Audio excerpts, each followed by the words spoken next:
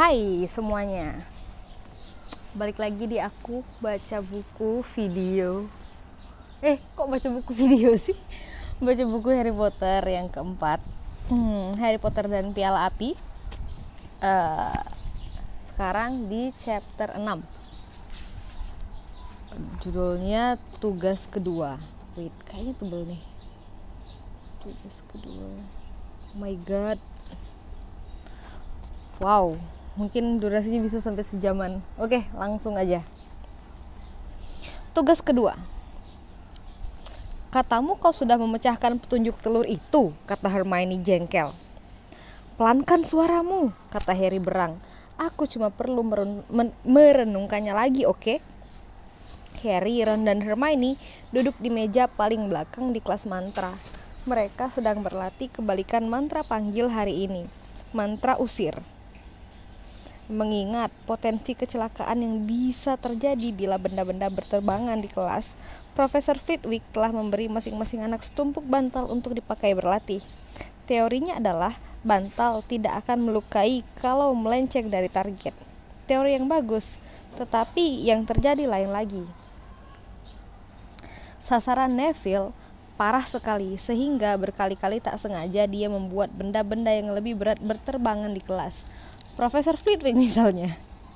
Lupakan telurnya selama semenit, oke? Harry mendesis sementara Profesor Flitwick meluncur pasrah melewati mereka, mendarat di atas lemari besar. Aku sedang berusaha menceritakan tentang Snape dan Moody. Kelas ini ideal sekali untuk percakapan rahasia, karena semua anak terlalu asyik dengan diri mereka masing-masing, sehingga tidak memperhatikan mereka. Harry telah menceritakan petualangannya semalam secara terpotong-potong selama sejam terakhir ini. Snape bilang Moody juga menggeledah kantornya. Snape bilang Moody juga menggeledah kantornya. Ron berbisik, matanya berkilat tertarik saat dia mengusir bantal dengan lambaian tongkat sihirnya. Bantal melayang ke udara dan menabrak jatuh topi Parvati. Apa menurutmu Moody ada di sini untuk mengawasi Snape juga selain Karkaroff? Aku tak tahu apakah Dumbledore menyuruhnya begitu, tetapi jelas dia melakukan hal itu, kata Harry, melambaikan tongkatnya tanpa banyak perhatian, sehingga bantalnya melompat-lompat aneh dan terjatuh dari meja. Moody mengatakan Dumbledore mengizinkan Snape berada di sini hanya karena memberinya kesempatan kedua atau apa? Apa? Kata Ron, matanya melebar. Bantalnya yang berikut terbang memelintir tinggi ke udara, menghindari kalender dan jatuh terbanting di meja Flitwick. Harry, mungkin Moody mengira Snape lah yang memasukkan namamu di Piala Api. Oh, Ron, kata Hermione menggelengkan kepalanya dengan ragu. Kita pernah mengira Snape berusaha membunuh Harry sebelum ini, dan ternyata dia malah menyelamatkan nyawa Harry. Ingat? Hermione mengusir bantal dengan bantalnya. Hermione mengusir bantal dan bantalnya melayang ke seberang ruangan, lalu mendarat di kotak yang memang sasaran mereka. Harry menatap Hermione berpikir, benar, Snape pernah menyelamatkan hidupnya sekali. Tetapi anehnya, Snape juga membencinya. Sama seperti dia membenci ayah Harry ketika mereka bersama-sama bersekolah di Hogwarts. Snape senang mengurangi angka Harry dan jelas tak pernah melewatkan kesempatan untuk menghukumnya atau bahkan menyarankan agar Harry diskors. Aku tak peduli apa kata Moody, Hermione melanjutkan. Dumbledore tidak bodoh. Dia benar mempercayai Hagrid dan Profesor Lupin, meskipun banyak orang tak mau memberi pekerjaan kepada mereka berdua. Jadi kenapa dia tak benar juga tentang Snape? Bahkan kalau Snape agak jahat, sambar Ron. Coba pikir Hermione, kenapa semua penangkap penyihir hitam ini menggeledah kantornya kalau begitu? Kenapa Mr. Crouch berpura-pura sakit? Kata Hermione tak mengacuhkan Ron. Agak aneh kan, dia tak bisa datang ke pesta dansa Natal, tetapi bisa kesini di tengah malam kalau dia mau. Kau tak suka Crouch gara-gara si periwingki itu, kata Ron mengirim bantal meluncur ke jendela. Kau cuma berpikir Snape sedang merencanakan sesuatu, kata Hermione, meluncurkan bantalnya yang mulus ke dalam kotak. Aku cuma ingin tahu apa yang dilakukan Snape dengan kesempatan pertamanya, kalau sekarang dia diberi kesempatan kedua. kata Harry muram, dan bantalnya membuatnya sangat keheranan, terbang lurus ke seberang ruangan dan mendarat tepat di atas bantal Hermione. Memenuhi keinginan Sirius untuk mendengar segala sesuatu yang aneh di Hogwarts, Harry mengirimnya surat lewat burung hantu coklat malam itu, menjelaskan segalanya tentang Mr. Crouch yang memasuki kantor Snape.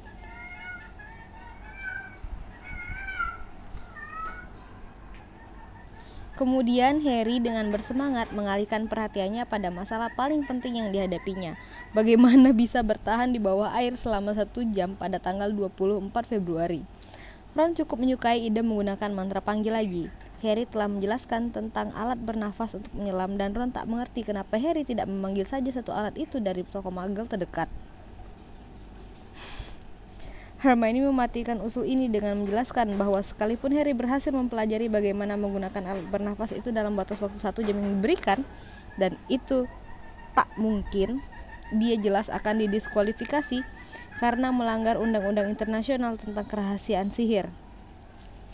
Keterlaluan kalau berharap tak ada magel yang akan melihat alat selam yang melayang di atas pedesaan menuju Hogwarts.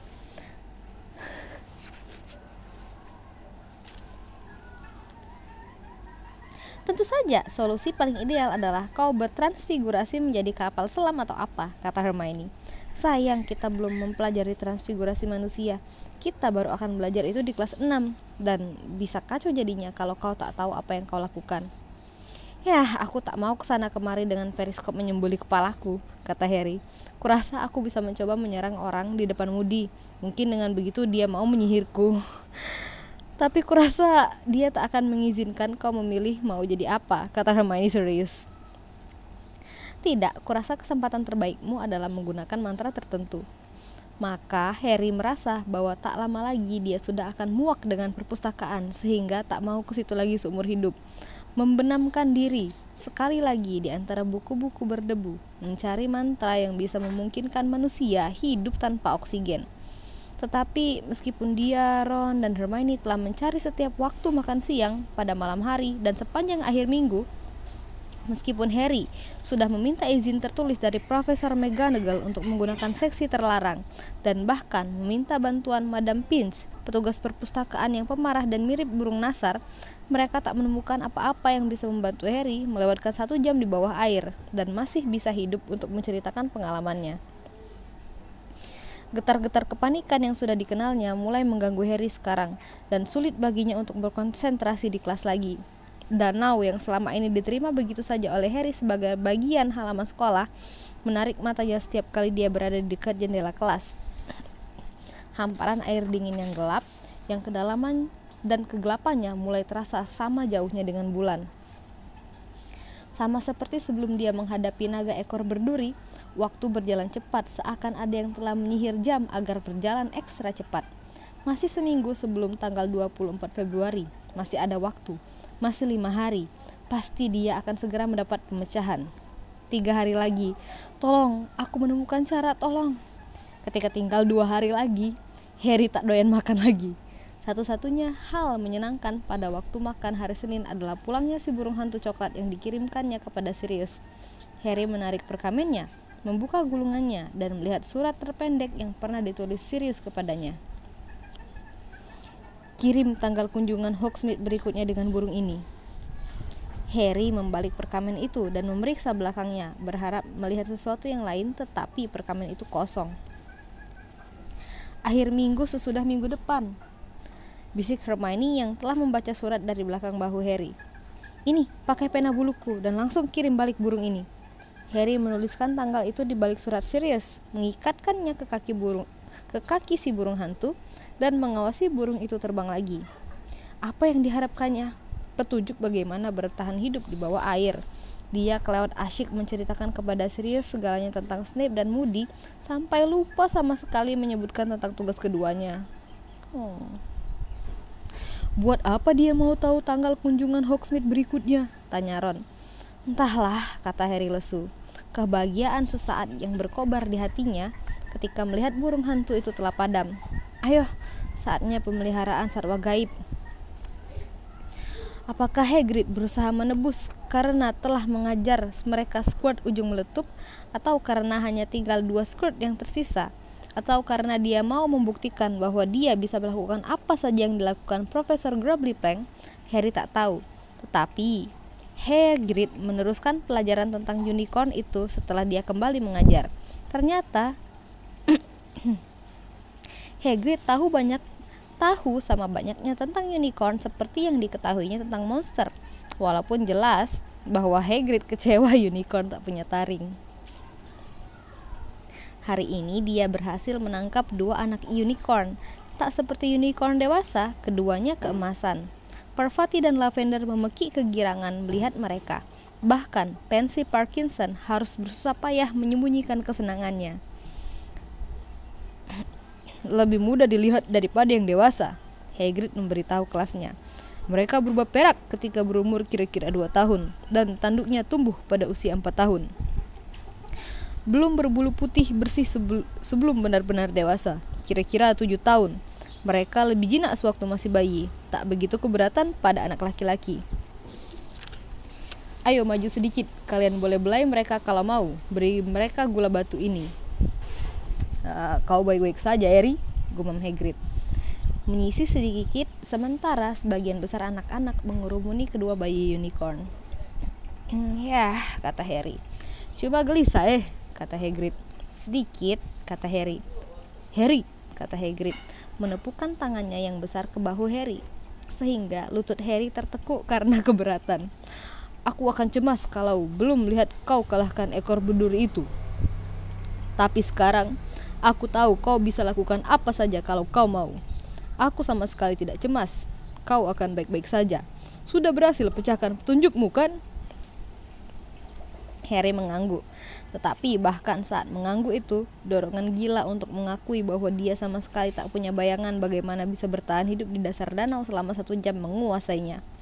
Dia menongak memandang Hagrid. Mungkin Hagrid harus masuk ke danau kadang-kadang untuk menangani makhluk-makhluk di dalamnya. Kan dia menangani semua makhluk di daratan. Kau akan menang, Hagrid mengeram, menepuk bahu Harry lagi, sehingga Harry bisa merasakan dirinya terbenam beberapa senti ke tanah yang lunak. Aku tahu, aku bisa rasakan itu. Kau akan menang, Harry.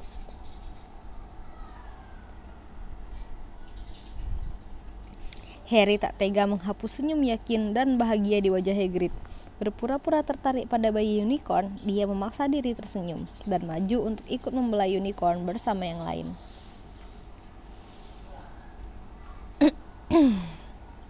Malam sebelum menghadapi tugas keduanya, Harry merasa terperangkap dalam mimpi buruk. Dia sadar benar bahwa jika berkat keajaiban dia berhasil mendapatkan mantra yang tepat, tak mungkin baginya untuk menguasai mantra itu dalam semalam. Bagaimana mungkin dia membiarkan ini terjadi? Kenapa dia tidak memecahkan petunjuk telur itu lebih awal? Kenapa dia sering membiarkan pikirannya melantur di kelas? Bagaimana kalau ada guru yang pernah menyebutkan bagaimana caranya bernafas dalam air? Dia duduk bersama Hermione dan Ron di perpustakaan, sementara di luar matahari terbenam, membuka halaman demi halaman buku mantra dengan panik. Saling tersembunyi di balik tumpukan buku di depan mereka masing-masing, hati Harry mencelos setiap kali melihat kata air di halaman. Tetapi kebanyakan bunyinya ternyata hanyalah, ambil 2 gelas air, 1 ons irisan mandrake, dan seekor kadal. Kurasa tak bisa dilakukan, terdengar suara Ron datar dari sisi lain meja. Tak ada apa-apa, sama sekali.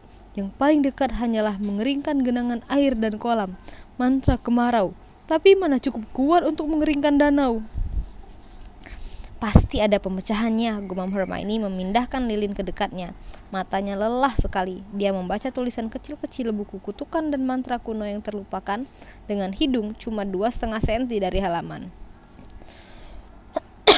Mereka tak akan memberikan tugas yang tak bisa dilaksanakan. Nyatanya begitu, kata Ron. Harry, pergi saja ke danau besok. Masukkan kepalamu ke air, berteriaklah kepada manusia duyung untuk mengembalikan apa yang sudah mereka curi, dan lihat apakah mereka melemparnya ke atas. Itu yang paling baik yang bisa kau lakukan, sobat. Ada cara untuk melakukannya, kata Hermione galak. Pasti ada. Rupanya dia menganggap ketidaksanggupan perpustakaan untuk memberikan informasi yang berguna dalam masalah ini sebagai penghinaan pribadi. Perpustakaan belum pernah mengecewakannya selama ini. Aku tahu apa yang seharusnya aku lakukan, kata Harry mengistirahatkan kepalanya, menelungkup di atas buku jurus jitu menghadapi tipuan seru. Seharusnya aku belajar menjadi animagus seperti Sirius. Animagus adalah penyihir yang bisa bertransformasi menjadi binatang. Ya, kau bisa berubah menjadi ikan mas setiap kali kau mau, kata Ron. Atau jadi kodok, kata Harry menguap. Dia lelah sekali. Perlu bertahun-tahun untuk menjadi animagus. Dan kemudian kau harus mendaftarkan diri dan macam-macam lagi, kata Hermione tak jelas. Sekarang menyipitkan mata membaca indeks dilema sihir aneh dan solusinya. Profesor McGonagall pernah memberitahu kita, ingat, kau harus mendaftar di kantor sihir untuk penggunaan sihir yang tidak pada tempatnya. Jadi binatang apa kau dan tanda-tandamu supaya kau tidak menyalahgunakannya. Hermione, aku cuma bergurau, kata Harry lelah. Aku tahu aku tak mungkin bisa jadi kodok besok pagi. Ini tak ada gunanya, kata Hermione, menggebrukkan dilema sihir aneh sampai menutup. Lagi pula, siapa yang mau membuat bulu hidungnya tumbuh keriting? Aku tak keberatan, terdengar suara Fred Weasley. Akan jadi topik pembicaraan kan? Harry, Ron, dan Hermione mendongak. Fred dan George baru muncul dari balik rak buku. Sedang apa kalian berdua di sini? Tanya Ron. Mencari kalian, kata George. McGonagall mencarimu, Ron, dan kau juga, Hermione. Kenapa? Tanya Hermione keheranan. Entahlah, tapi dia tampak muram, kata Fred. Kami disuruh membawa kalian ke kantornya, kata George. Ron dan Hermione memandang Harry yang perutnya langsung mulas. Apakah Profesor McGonagall akan menyuruh Ron dan Hermione menjauhinya? Mungkin dia memperlihatkan bagaimana mereka membantunya. Padahal seharusnya dia menghadapi tugasnya ini sendirian. Kita ketemu lagi di ruang rekreasi nanti, kata Hermione kepada Harry ketika dia bangkit untuk pergi bersama Ron. Keduanya tampak cemas. Bawa buku-buku ini sebanyak mungkin, oke? Baik, kata Harry gelisah. Pukul 8, Madam Pinch memadamkan semua lampu dan menyuruh Harry meninggalkan perpustakaan. Terhuyung keberatan membawa sebanyak mungkin buku, Harry kembali ke ruang rekreasi. Gryffindor menarik meja ke sudut dan meneruskan mencari. Tak ada apa-apa dalam sihir sinting untuk penyihir gila. Tak ada juga di penuntun penyihiran abad pertengahan. Tak sekalipun soal keberanian masuk bawah air disebut di antologi mantra-mantra abad ke-18 atau penghuni air yang mengerikan atau kutukan yang tak kau sadari kau miliki dan apa yang bisa kau lakukan dengannya setelah kau tahu. Crookshanks merayap ke pangkuan Harry dan melingkar mendengkur dalam. Ruang rekreasi perlahan menjadi kosong. Anak-anak bergantian mengucapkan semoga besok sukses kepada Harry dengan suara riang dan mantap seperti Hagrid. Rupanya semuanya yakin dia akan tampil luar biasa seperti sewaktu melaksanakan tugas pertama. Harry tak bisa menjawab mereka. Dia hanya mengangguk. Rasanya seperti ada bola golf yang menyumbat mulutnya.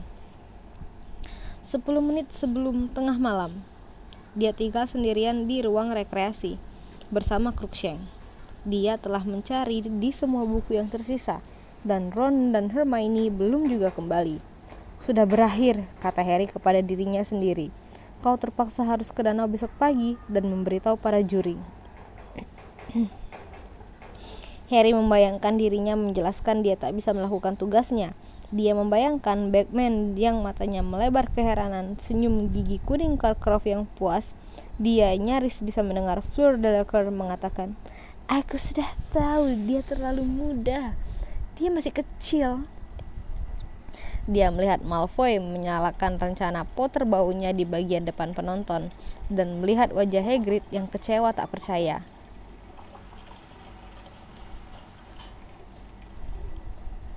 Lupa bahwa Crookshanks ada di pangkuannya, Harry mendadak bangkit. Crookshanks mendesis marah ketika mendarat di lantai, melempar pandang jijik kepada Harry dan berjalan pergi dengan ekor sikat botolnya terangkat tinggi. Tetapi Harry sudah bergegas menaiki tangga spiral menuju ke kamarnya. Dia akan mengambil jubah gaibnya dan kembali ke perpustakaan. Berada di sana sepanjang malam kalau terpaksa. "Lumos," bisik Harry 15 menit kemudian ketika membuka pintu perpustakaan. Diterangi ujung tongkat sihirnya yang menyala, dia merayap sepanjang rak-rak buku, menurunkan lebih banyak buku. Buku tentang penyihir dan guna-guna, buku tentang duyung dan monster-monster air, buku tentang para penyihir terkenal, tentang penemuan-penemuan sihir, tentang apa saja yang mungkin memuat satu acuan bagaimana bertahan di bawah air. Dia membawa semua buku itu ke meja, kemudian mulai bekerja, mencari dengan bantuan cahaya kecil tongkatnya, kadang-kadang melihat arlojinya. Pukul 1 pagi, 2 pagi. Satu-satunya cara dia bisa bertahan adalah dengan memberitahu dirinya sendiri, berkali-kali, buku berikutnya, dalam buku berikutnya, buku berikutnya. Putri Duyung dalam lukisan di kamar mandi prefek tertawa. Harry terapung-apung seperti gabus di air, berbuih di sebelah batu karangnya, sementara Putri Duyung itu memegangi fireboltnya di atas kepala Harry. "Ayo ambil," godanya terkikik. "Ayo lompat." "Aku tak bisa," Harry terengah menyambar firebolt dan berusaha agar tidak tenggelam. "Kembalikan padaku." Tetapi si Putri Duyung cuma menusuk sisi tubuhnya sampai sakit dengan ujung sapunya, menertawakannya. "Aduh, jangan, sakit tahu." "Harry Potter, bangun, Sir. Berhenti menusukku." "Dobby harus menusuk Harry Potter, Sir. Dia harus bangun." Harry membuka matanya. Dia masih di perpustakaan. Jubah gaibnya telah melorot dari kepalanya, sementara dia tidur, dan sebelah pipinya menempel di halaman buku di mana ada tongkat sihir, di situ ada jalan. Dia duduk meluruskan kacamatanya, mengedipkan mata di sinar mentari pagi yang cemerlang. "Harry Potter harus buru-buru," lengking Dobby. "Tugas kedua mulai 10 menit lagi dan Harry Potter 10 menit," kata Harry parau. 10 menit. Dia menunduk memandang arlojinya. Dobby benar, sekarang sudah pukul 9 lewat 20 menit. Beban berat serasa jatuh dari dada Harry ke perutnya. "Cepat Harry Potter," lengking Dobby menarik lengan Harry. "Anda harus berada di tepi danau bersama juara yang lain, Sir." "Sudah terlambat, Dobby," kata Harry tak berdaya. "Aku tak akan melaksanakan tugas itu. Aku tak tahu bagaimana." "Harry Potter akan melaksanakan tugas itu," lengking si peri rumah. "Dobby tahu Harry tidak menemukan buku yang benar, maka Dobby melakukannya untuknya." "Apa?" seru Harry. "Tapi kau tak tahu apa tugas kedua itu?" "Dobby tahu, Sir.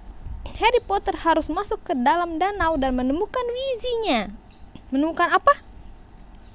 "Dan mengambil kembali Weasley-nya dari manusia-manusia duyung." Weasley itu apa?" "Weasley Anda, Sir. Weasley Anda yang memberikan sweater kepada Dobby." Dobby menarik sweater merah tua yang sudah mengkerut dan sekarang dipakainya di atas celana pendeknya. "Apa?" Harry kaget. Mereka menangkap Ron. Hal yang akan membuat Harry Potter paling kehilangan, Sir, lengking Dobby. "Tetapi selewat 1 jam tak akan ada harapan lagi." Harry meneruskan menatap si peri dengan ngeri. "Terlambat sudah yang sudah pergi, tak mungkin kembali." "Dobby, apa yang harus kulakukan?" "Anda harus memakan ini, Sir," lengking si peri, dan dia memasukkan tangan ke dalam saku celana pendeknya dan mengeluarkan bola yang tampaknya terbuat dari ekor tikus berlendir hijau keabu-abuan. "Tepat sebelum Anda terjun ke danau, Sir, Gillyweed, Ganggang Insang." "Apa khasiatnya?" tanya Harry memandang bola Gillyweed. "Ini akan membuat Harry Potter bernafas dalam air, Sir." "Dobby," kata Harry panik. "Dengar, apa kau yakin soal ini?" Harry tak bisa melupakan terakhir kali Dobby berusaha membantunya. Akibatnya malah tangan kanannya tak bertulang. "Dobby cukup yakin, Sir," kata si peri rumah sungguh-sungguh. "Dobby mendengar banyak hal, Sir. Dia peri rumah. Dia pergi kemana-mana di kastil waktu dia menyalakan perapian dan mengepel lantai. Dobby mendengar Profesor McGonagall dan Profesor Moody di ruang guru membicarakan tentang tugas berikutnya. Dobby tak bisa membiarkan Harry Potter kehilangan visinya. Keraguan Harry sirna. Melompat berdiri, dia menarik lepas jubah gaibnya, menjejalkannya ke dalam tasnya, menyambar Gillyweed dan memasukkannya ke dalam sakunya. Kemudian berlari kencang keluar dari perpustakaan diikuti Dobby. Dobby harus ke dapur, Sir. Dobby melengking ketika mereka tiba di koridor.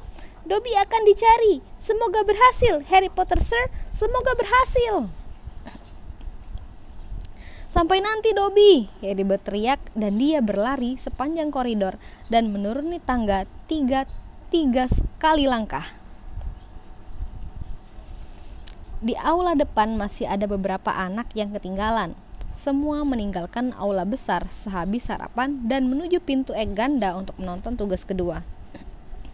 Mereka memandang keheranan ketika Harry meluncur lewat, membuat Colin dan Dennis Creevy terbang ketika dia melompati undakan dan turun ke tanah yang terang dan dingin. Selagi berlari menyeberangi lapangan rumput, Harry melihat bahwa deretan tempat duduk yang melingkari area naga di bulan November lalu kini berjajar sepanjang pantai di seberangnya, meninggi dalam tribun yang penuh sesak dan bayangannya dipantulkan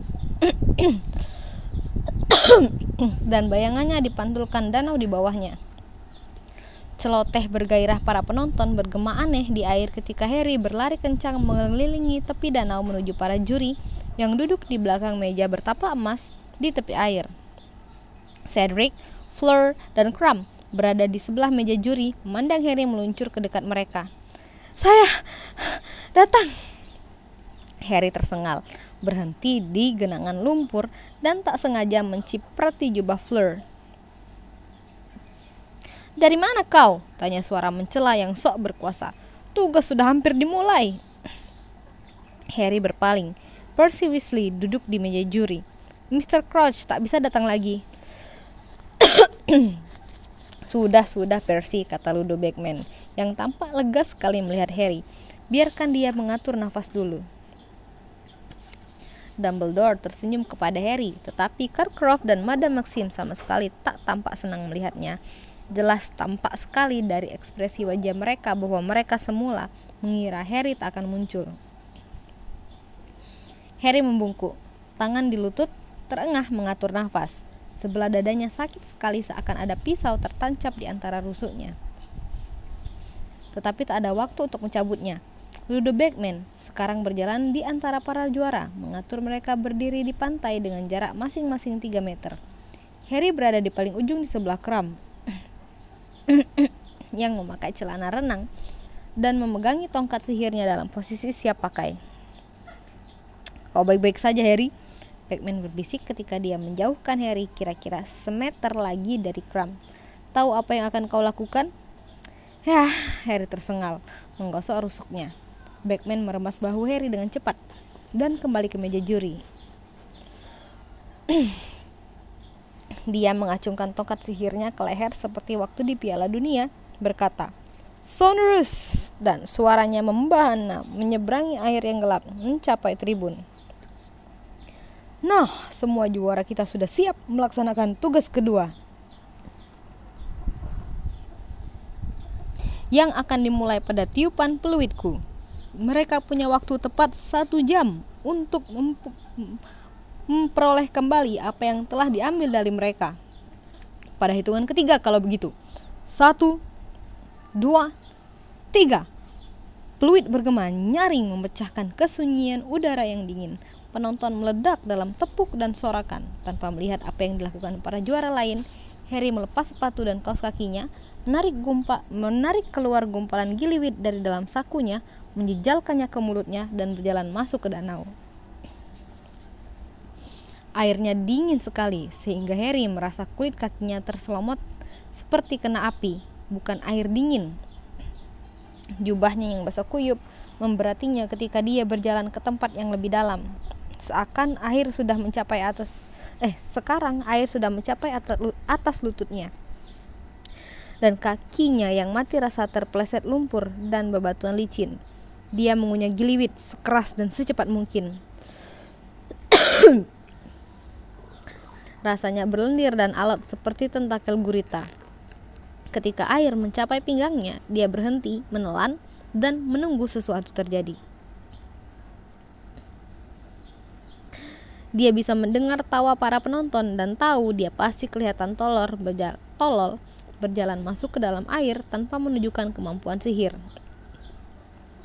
Bagian tubuhnya yang masih kering merinding, setengahnya lagi terbenam dalam air sedingin es. Angin kejam mengibarkan rambutnya. Harry mulai gemetar keras. Dia menghindari memandang ke tempat duduk penonton. Tawa mereka semakin keras dan terdengar teriakan-teriakan mencemooh dari anak-anak Slytherin. Kemudian mendadak saja Harry merasa seakan ada bantal yang tak kelihatan yang ditekapkan di mulut dan hidungnya. Dia berusaha bernafas, tetapi kepalanya jadi pusing, paru-parunya kosong, dan dia mendadak merasa kedua sisi lehernya sakit seperti tertusuk. Dia menekankan tangan ke sekeliling lehernya, dan teraba olehnya dua torehan di bawah telinganya, menganga di udara yang dingin. Dia punya insang. Tanpa berpikir lagi, dia melakukan satu-satunya hal yang masuk akal. Dia terjun ke air. Tegukan pertama air danau yang sedingin es terasa bagaikan nafas kehidupan. Kepalanya berhenti berputar. Dia meneguk air lagi, dan air itu dengan lancar keluar lagi melewati insangnya, mengirim udara kembali ke otaknya. Dia meluncurkan tangan di depannya dan menatapnya. Kedua tangannya tampak hijau dan pucat di bawah air. Dan keduanya berselaput. Dia berputar dan ganti memandang kakinya. Telapak kakinya telah memanjang dan jari-jarinya juga berselaput. Rasanya seakan dia punya sirip. Air juga tak terasa sedingin es lagi. Sebaliknya malah, dia merasa nyaman dan sangat ringan. Harry menjejak sekali lagi. Kagum betapa jauh dan cepat kakinya yang bersirip mendorongnya menembus air. Dan sadar dia bisa melihat dengan jelas sekali dan dia tak perlu lagi berkedip. Segera saja dia sudah berenang jauh sehingga tak bisa lagi melihat dasar danau. Dia menjungkirkan tubuh dan menukik ke dasar. Keheningan menekan telinganya sementara dia melayang melewati pemandangan aneh yang gelap dan berkabut. Dia hanya bisa melihat sejauh 3 meter di depannya. Sehingga ketika dia meluncur di air, pemandangan-pemandangan baru seakan bermunculan di depannya dari dalam kegelapan. Hutan ganggang hitam yang saling berbelit dan berteriak, hamparan lumpur dengan tebaran batu berkilau suram. Harry berenang makin jauh ke dalam, menuju ke tengah danau. Matanya terbuka lebar, memandang menembus air yang berperarangan abu-abu di sekitarnya. Ke keremangan di bawah, ke tempat air menjadi buram tak tertembus cahaya. Ikan-ikan kecil berkelip melewatinya seperti jarum perak. Sekali dua kali dia merasa melihat sesuatu yang lebih besar bergerak di depannya. Tetapi setelah dekat, ternyata cuma batang kayu besar yang menghitam, atau gumpalan ganggang lebat. Tak ada tanda-tanda ketiga juara yang lain, manusia duyung, Ron, ataupun syukurlah si cumi-cumi raksasa. Ganggang hijau muda terhampar di depannya sejauh mata memandang, sedalam 40 cm, seperti padang rumput yang tumbuh tinggi. Harry memandang berkeliling, tak berkedip ke depan, berusaha melihat bentuk-bentuk di dalam keremangan, dan kemudian, tanpa peringatan, ada yang mencengkram pergelangan kakinya. Harry memutar tubuhnya dan melihat Grindylow, setan air kecil bertanduk, muncul dari dalam ganggang. Jari-jarinya yang panjang mencengkram kuat kaki Harry. Mulutnya menyeringai memamerkan taringnya yang tajam. Harry cepat-cepat memasukkan tangannya yang berselaput ke dalam jubahnya dan meraba-raba mencari tongkatnya. Saat dia berhasil menemukan tongkatnya, dua Grindylow yang lain sudah muncul dari dalam ganggang, mencengkram jubah Harry dan berusaha menariknya ke bawah. "Relatio!" Harry berteriak, hanya saja tak ada suara yang keluar. Gelembung besar muncul dari dalam mulutnya, dan tongkat sihirnya, alih-alih menyemburkan bunga api ke Grindylow, menyiram mereka dengan air panas. Kelihatannya begitu, karena di tempat air itu karena di tempat air itu mengenai mereka, bercak-bercak merah membara bermunculan di kulit mereka yang hijau. Harry menarik lepas pergelangan kakinya dari cengkeraman Grindylow dan berenang secepat mungkin. Beberapa kali mengirim semburan air panas dari balik bahunya secara serampangan. Sesekali dia merasakan salah satu Grindylow menangkap kakinya lagi, dan dia menendang keras-keras. Akhirnya dia merasa kakinya menyepak, kepala bertanduk dan menoleh. Dia melihat Grindylow yang pusing berenang menjauh dengan mata juling, sementara teman-temannya mengacungkan tinju ke arah Harry dan membenamkan diri kembali ke dalam ganggang. Harry sedikit melambat, menyelipkan tongkatnya ke balik jubahnya lagi, dan memandang berkeliling, mendengarkan lagi. Dia berputar melingkar di dalam air, kesunyian menekan lebih keras gendang telinganya. Dia tahu dia pasti berada lebih dalam lagi sekarang, tetapi tak ada yang bergerak kecuali ganggang yang berteriak. "Bagaimana kemajuanmu?" Harry mengira dia mendapat serangan jantung. Dia berbalik dan melihat Myrtle merana melayang samar di depannya, memandangnya lewat kacamatanya yang tebal mengkilap. "Myrtle!" Harry berusaha berteriak, tetapi sekali lagi tak ada yang keluar dari mulutnya kecuali gelembung sangat besar. Myrtle merana terkikik geli. "Cobalah ke sana," katanya menunjuk. "Aku tak mau ikut kau. Aku tak begitu suka mereka. Mereka selalu mengejarku kalau aku datang terlalu dekat." Harry mengacungkan kedua ibu jarinya untuk menunjukkan terima kasihnya dan meluncur lagi. Berhati-hati berenang agak jauh dari ganggang untuk menghindari Grindylow yang siapa tahu bersembunyi di situ.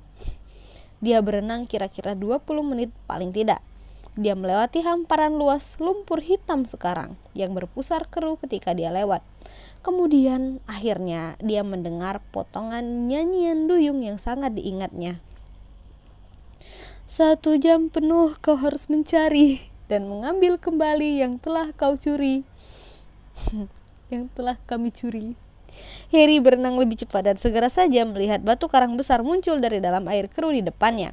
Ada lukisan manusia-manusia duyung pada karang itu. Mereka membawa tombak dan mengejar sesuatu yang tampak seperti cumi-cumi raksasa. Harry berenang melewati karang itu, mengikuti nyanyian duyung. "Waktumu tinggal separuh, jangan berlambat-lambat lagi. Nanti yang kau cari tak bisa kau dapatkan kembali."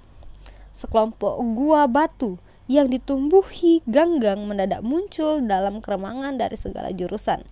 Di sana sini di balik jelap jendela, Harry melihat wajah-wajah yang sama sekali tidak mirip dengan lukisan putri duyung di dalam kamar mandi prefek. Duyung-duyung itu berkulit keabu-abuan dan rambut mereka panjang berantakan, berwarna hijau tua. Mata mereka kuning, seperti juga gigi mereka yang patah-patah, dan mereka memakai kalung tali tebal dengan untaian kerikil di sekitar leher mereka. Mereka melirik Harry ketika Harry berenang lewat. 1-2 di antara mereka muncul dari dalam gua agar bisa melihatnya lebih jelas. Ekor ikan mereka yang keperakan dan kuat memukul-mukul air, tombak dicengkram di tangan. Harry meluncur lebih cepat, memandang berkeliling, dan segera saja tempat tinggal mereka menjadi lebih banyak.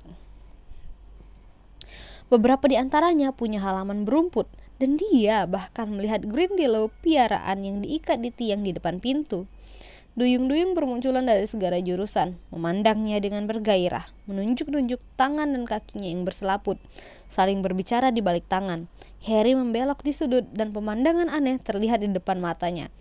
Kerumunan duyung melayang di depan rumah-rumah yang mengitari apa yang tampak seperti lapangan kota versi duyung. Paduan suara duyung bernyanyi di tengah lapangan itu, memanggil para juara kepada mereka, dan di belakang mereka menjulang patung sederhana duyung raksasa yang dipahat dari karang besar. 4 orang diikat kuat ke ekor duyung itu. Ron terikat di antara Hermione dan Cho Chang, dan satu lagi anak perempuan yang tampaknya tak lebih dari 8 tahun. Rambutnya yang keperakan membuat Harry yakin dia adik Fleur Delacour. Keempatnya tampak tertidur lelap.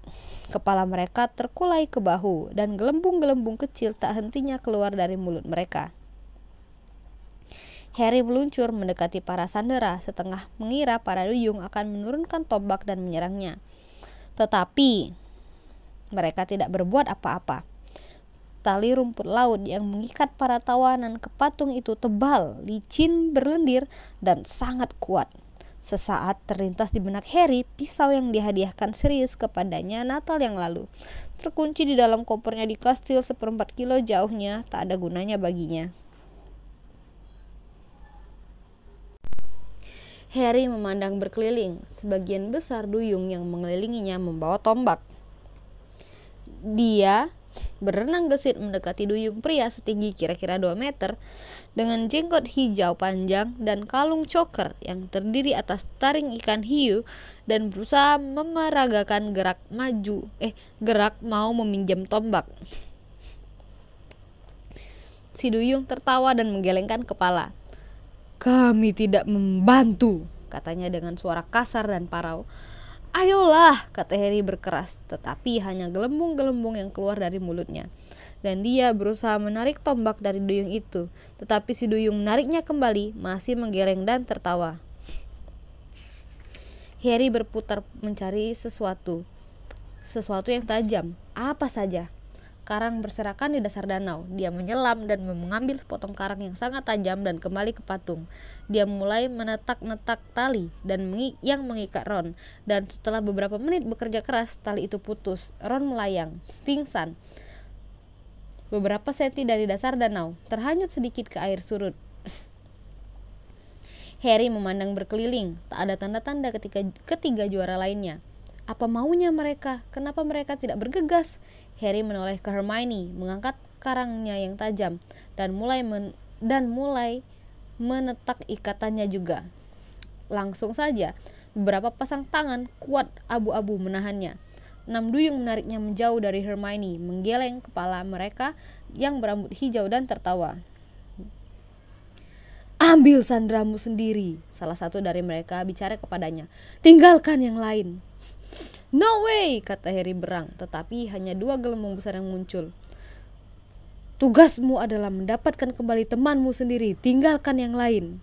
"Dia temanku juga," Harry berteriak, menunjuk Hermione. Gelombang perak besar muncul tanpa suara dari bibirnya. "Dan aku juga tak mau mereka mati." Kepala Cho terkulai di bahu Hermione. Anak perempuan berambut keperakan itu pucat pasi kehijauan. Harry memberontak mau melepaskan diri dari para duyung, tetapi mereka malah tertawa makin keras, memeganginya kuat-kuat. Harry memandang berkeliling dan panik. Mana juara lainnya? Cukupkah waktunya untuk membawa Ron ke permukaan dan menyelam lagi untuk menyelamatkan Hermione dan yang lain? Bisakah dia menemukan mereka lagi? Dia menunduk memandang arlojinya untuk mengetahui berapa waktu yang masih tersisa. Arlojinya mati. Tetapi kemudian duyung-duyung yang mengitarinya menunjuk-nunjuk bergairah ke atas kepalanya. Harry melihat Cedric berenang ke arah mereka. Ada gelembung besar di kepalanya yang membuat wajahnya tampak aneh dan teregang. "Tersesat," mulutnya mengucapkan tampak panik. Fleur dan Krum segera datang. Merasa lega sekali, Harry mengasihi Cedric mengeluarkan pisau dari dalam sakunya dan membebaskan Cho. Dia menarik Cho ke atas dan lenyap dari pandangan. Harry memandang berkeliling menunggu. Di mana Fleur dan Krum? Waktu semakin sempit, dan menurut nyanyian, para tawanan tak akan bisa diselamatkan selewat 1 jam. Para duyung mulai menjerit-jerit bersemangat. Yang memegangi Harry mengendurkan cengkraman, memandang ke belakang mereka. Harry berbalik dan melihat sesuatu mengerikan membelah air menuju mereka. Tubuh manusia memakai celana renang berkepala ikan hiu. Krum, rupanya dia bisa mentransfigurasi dirinya, tetapi tidak sempurna. Si manusia hiu berenang lurus ke arah Hermione dan mulai mengatupkan moncong menggigit-gigit talinya.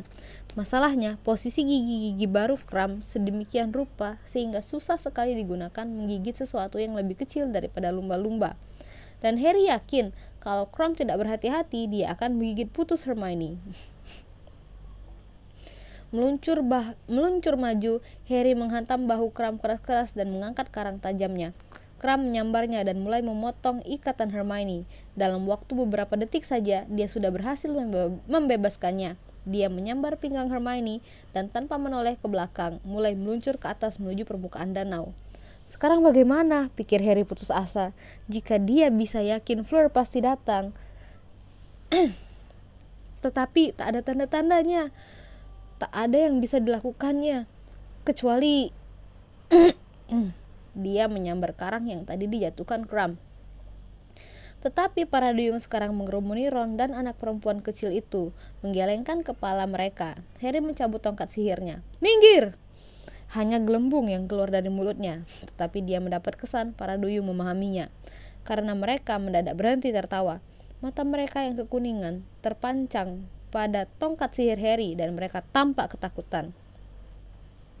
Jumlah mereka jauh lebih banyak dibanding dia yang sendirian, tetapi dari ekspresi wajah mereka, Harry bisa tahu mereka mereka sama sekali tak tahu tentang sihir, sama seperti si cumi-cumi raksasa.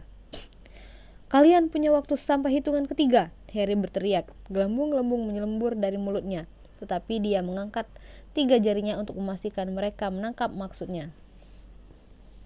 1, 2, dilipatnya kedua jarinya. Mereka menyebar. Harry meluncur maju dan mulai menetak tali yang mengikat anak itu ke patung dan akhirnya dia bebas. Harry menyambar pinggang anak itu dan menarik leher jubah Ron dan menjejak dari dasar danau. Gerakannya lambat sekali. Dia tak bisa lagi menggunakan tangannya yang berselaput untuk mencepat lajunya.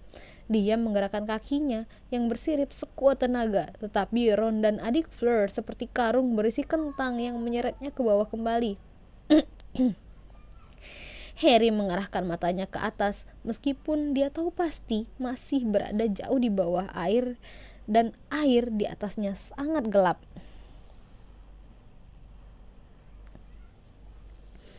Para duyung naik bersamanya. Dia bisa melihat mereka berenang dengan mudah, menontonnya bersusah payah menembus air. Akankah mereka menariknya kembali ke bawah jika waktunya telah habis? Apakah mereka mungkin makan manusia? Kaki Harry kaku akibat usaha kerasnya untuk terus berenang. Bahunya sakit sekali karena keberatan menarik Ron dan adik Fleur.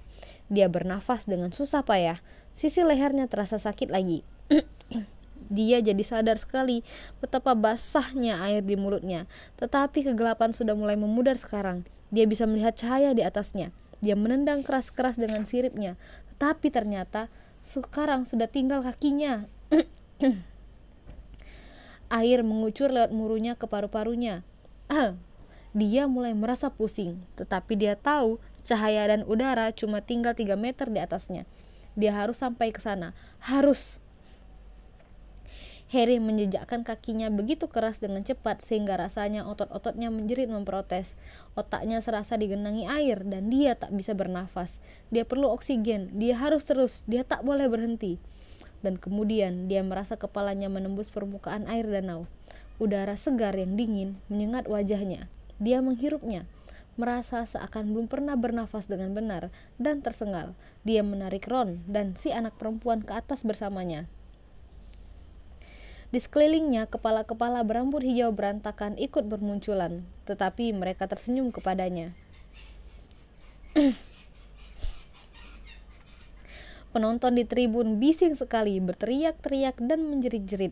Mereka tampaknya berdiri semua. Harry mendapat kesan mereka mengira Ron dan anak perempuan ini mungkin sudah meninggal, tetapi mereka keliru. Keduanya telah membuka mata. Anak perempuan itu tampak ketakutan dan bingung, tetapi Ron cuma menyemburkan air, mengejap dalam cahaya terang, menoleh ke Harry dan berkata, "Basah ya?" Kemudian dia melihat adik Fleur. "Mau apa kau bawa dia?" Fleur tidak muncul. "Aku tak bisa meninggalkannya," kata Harry tersengal. "Astaga Harry," kata Ron, "kau tidak menganggap serius nyanyian itu kan? Dumbledore tak akan membiarkan salah satu dari kami mati tenggelam. Nyanyian itu mengatakan itu hanya untuk memastikan kau kembali dalam batas waktu yang ditentukan," kata Ron. "Mudah-mudahan kau tidak membuang-buang waktu di bawah sana berlagak sebagai pahlawan." Harry merasa tolol sekaligus jengkel. Enak saja bagi Ron ngomong begitu. Dia tidur. Dia tidak merasakan betapa mengerikan di dasar danau, dikelilingi duyung-duyung yang membawa tombak yang tampaknya sanggup melakukan lebih dari pembunuhan.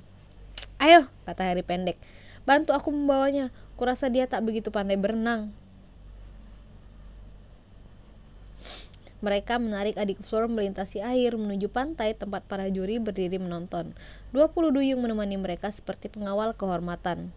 menyanyikan lagu mereka yang melengking dan mengerikan. Harry bisa melihat Madame Pomfrey sibuk mengurusi Hermione, Krum, Cedric, dan Cho yang semuanya terbungkus selimut tebal. Dumbledore dan Ludo Bagman berdiri di pantai tersenyum kepada Harry dan Ron ketika mereka berenang mendekat.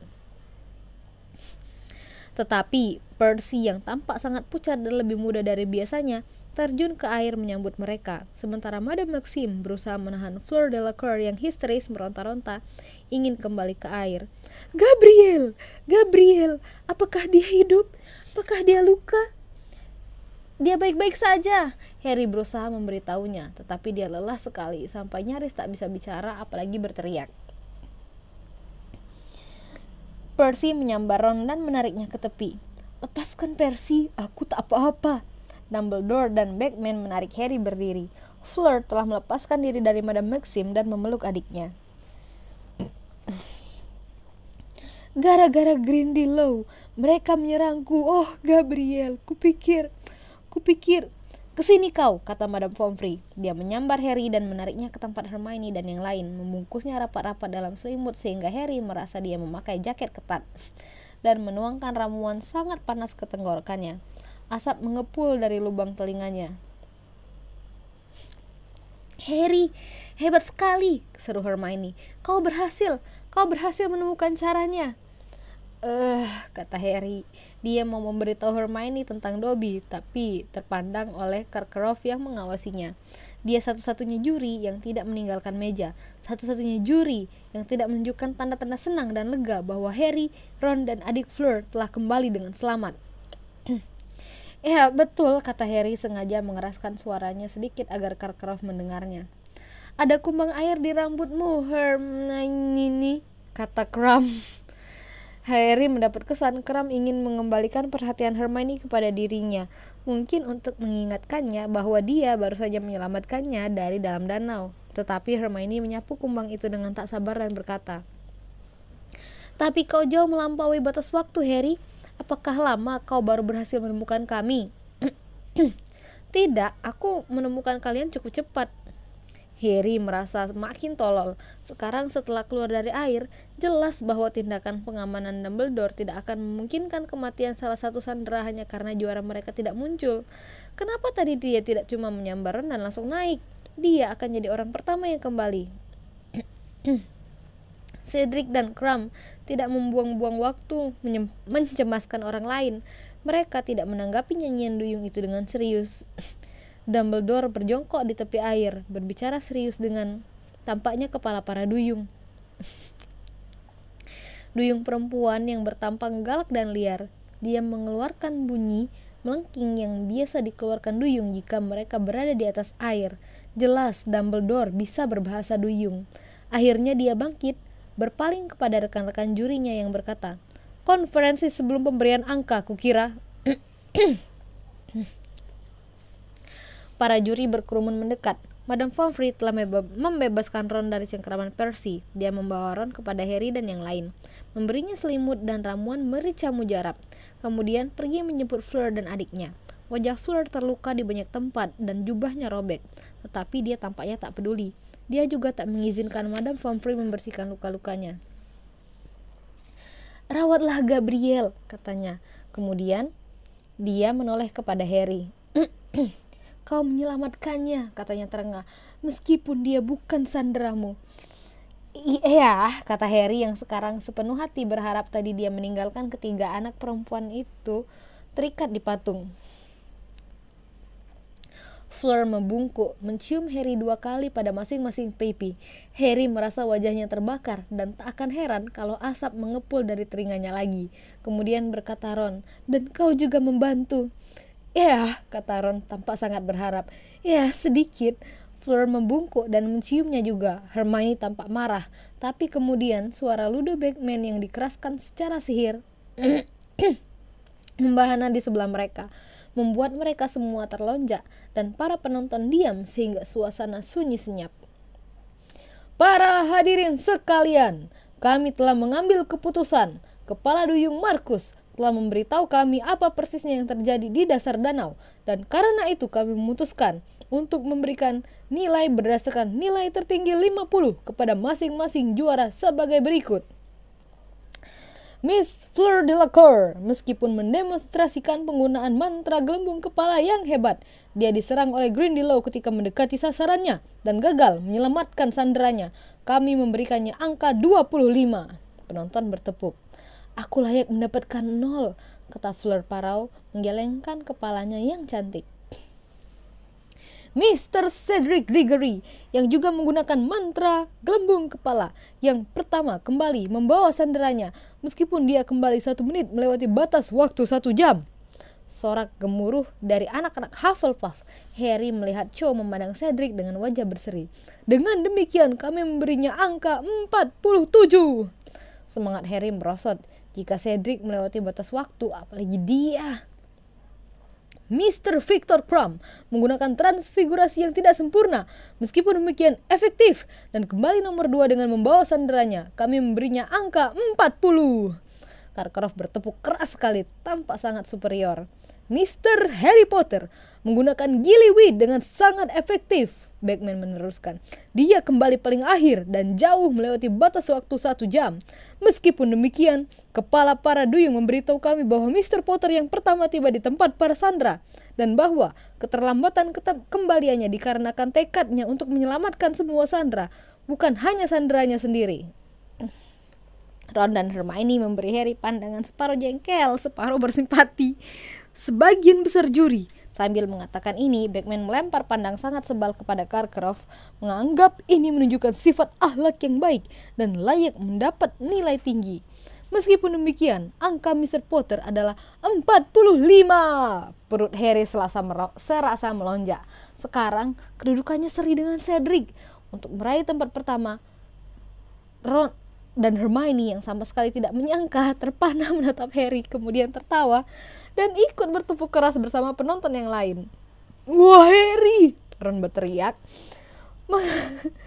Ron berteriak mengatasi gemuruh sorak. Ternyata kau tidak tolol. Kau menunjukkan sifat akhlak yang baik. Fleur juga bertepuk keras, tetapi Crumb sama sekali tak tampak senang.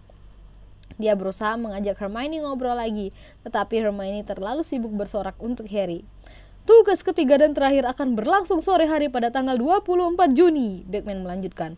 Para juara akan diberitahu apa yang akan mereka hadapi tepat 1 bulan sebelumnya. Terima kasih atas dukungan kalian kepada para juara. Sudah selesai, pikir Harry linglung, sementara Madame Pomfrey menggiring para juara dan sandera mereka kembali ke kastil untuk berganti pakaian kering. Sudah selesai, dia telah berhasil lolos. Dia tak perlu mencemaskan apapun sampai tanggal 24 Juni. Kali berikutnya dia ke Hogsmeade, Harry memutuskan saat menaiki undakan batu kastil, dia akan membelikan Dobby kaos kaki sepasang untuk setiap hari dalam setahun. Yeay, selesai. Akhirnya setelah berjam-jam. Seru banget. Tugas kedua, gimana menurut kalian? Sampai ketemu lagi di video selanjutnya, chapter 27. Bye!